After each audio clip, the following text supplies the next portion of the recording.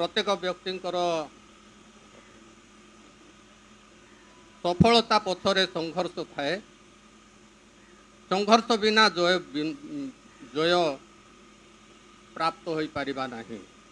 आम मानकर जीवन रे मध्य सफलता सकाशे समस्ते संघर्ष करुअछु। दाम्पत्य जीवन हो विवाह जीवन हो प्रत्येक मध्य जहाँ आम माने शुणिलु जे प्रत्येक संघर्ष करने आवश्यक अच्छी।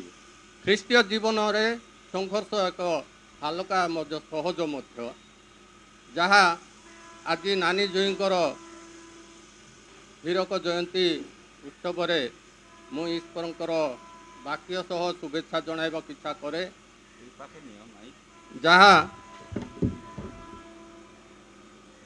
एफिसीय मंडली निकट को प्रेरित पाउल पत्र 6 पर्व 10 पदरे लिखा जाए, शेष कथा यही प्रभुंक ठारू शक्ति प्राप्त होई ताहांको पराक्रम रे बलवान हो।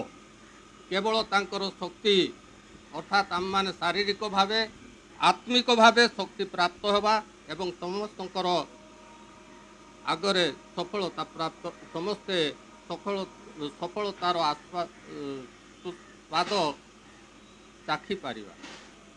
धन्यवाद।